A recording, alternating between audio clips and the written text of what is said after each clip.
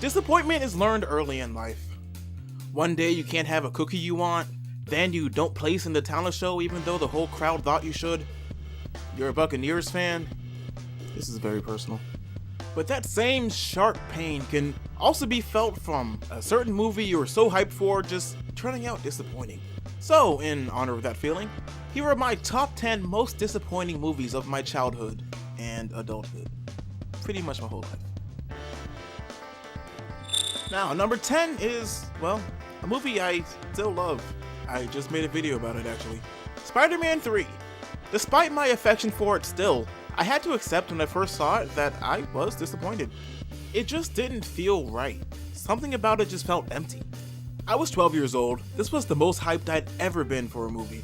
And I watched it and I just didn't know what to feel. And then I watched it 2 more times in theaters and then plenty of times after that, and I definitely grew to love it. And that's why it's only number 10. But nonetheless, I had to accept that it was disappointing. Number 9. Man, there's a lot of superhero movies on this list. Batman and Robin. Now, this may be higher up on your personal list, especially if you're a little bit older than me. But, well, I was 2.5 when this movie came out, and I don't remember when I first saw it. But despite my very young age at the time, I knew that I couldn't quite take this movie as seriously as, like, the Burton movies. It was goofy, which for a toddler or however old I was, you might think, that's fine. In a lot of ways, it was. But at that point, I had already seen too much of the Adam West Batman and Batman the Animated Series even more so. And Batman and Robin was not fun enough to be the Adam West Batman. And it definitely wasn't serious enough to be the cartoon. What a good show. Number 8. Fant 4 Stick, otherwise known as Fantastic Four 2015. Now, this is only number 8 because I had such low expectations anyway, and somehow the movie managed to limbo under my low bar and just bury itself. For the vast majority of the time, I and my friends were just bored. Clearly bored. And then when we weren't bored, we were frustrated. That was the only emotion we felt until it was over and we were kinda angry. I have almost nothing to say about it because it was such a nothing movie. It was just nothing. Number 7. Chicken Little. I was almost 11 when this came out. I was probably 11 when I saw it. I remember I saw it on the bus on the way to a field trip. Where were we going? I don't remember where we were going, but that was way more fun than watching that movie. And I had wanted to see it in theaters, but I never got around to it, which is sort of the story of my life when it comes to movies. And I thought, this is gonna be cool, right? It's Disney, it's Chicken Little, and there's aliens for some reason. That has to be entertaining, right? No, apparently not. And keep in mind, I was on a bus full of fellow 5th graders, and I was far from a movie critic, and I still am far from that. So at the time, I wasn't really thinking about why I wasn't enjoying the movie, but all I knew was it was painful. Number 6. Batman vs. Superman: Dawn of Justice. The most recent scar on this list. Part of what made this movie so painful for me was, I don't really care about Superman, but some of the Batman stuff was some of the most Batman-y stuff I've seen in a long time, especially in movies. Batfleck largely won me over in this movie, and Batman is my second favorite superhero of all time, so that's kind of a big deal. And for the rest of this movie to just disappoint me and bore me so much, it just dragged the whole thing down. It took a mostly entertaining Batman and just tied an anchor to his cape. The rest of the movie was just boring or ridiculous, not in the good way.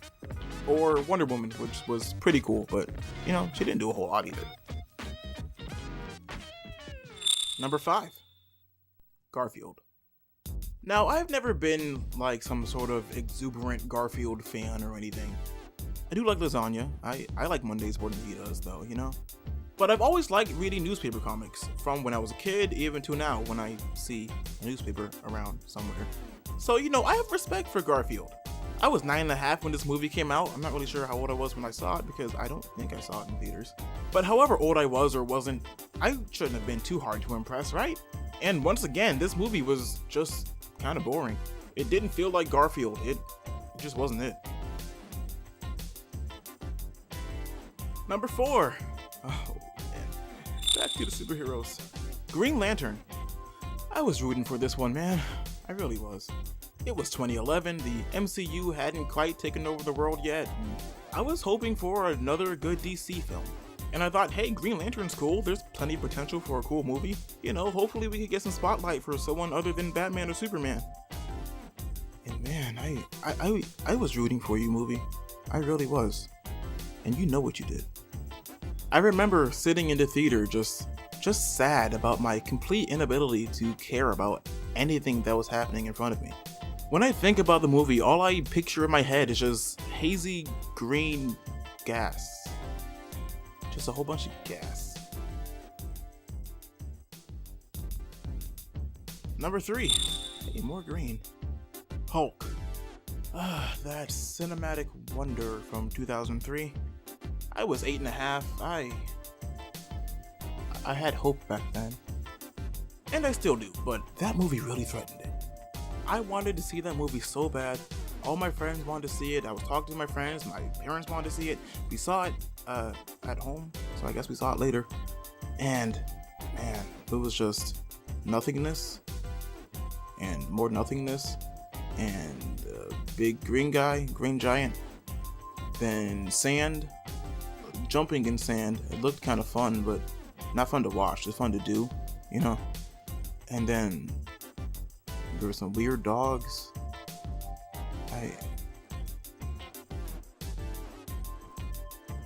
Number 2. Hey Arnold the movie. Let's go back a year. I was 7.5 when this came out. Hey Arnold was one of my favorite cartoons and still is one of my favorite cartoons of all time. And for that movie to have been so disappointing still hurts me.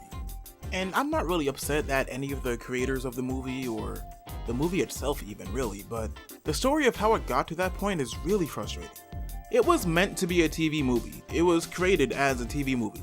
It feels like a TV movie. Nickelodeon gave Craig Bartlett a shot at 2 Hey Arnold movies.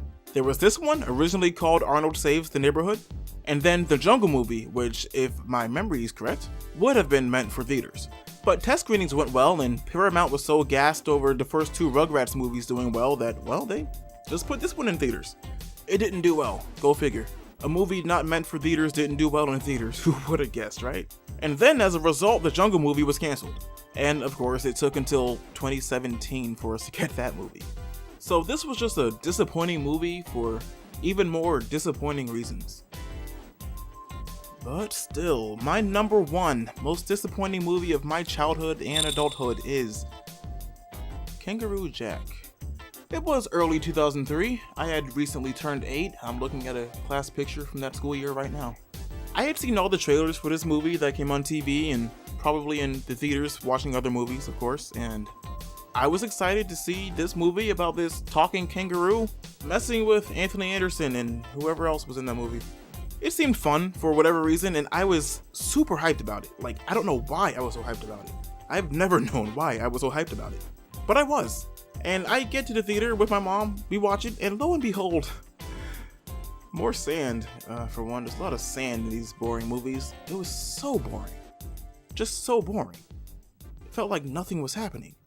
And then, eventually, we see the kangaroo, and he's just a kangaroo.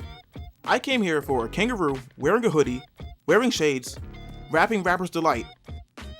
What I got was a kangaroo who did everything we saw in the trailers in one dream sequence. And nothing else. I was expecting some Bugs Bunny type stuff, man.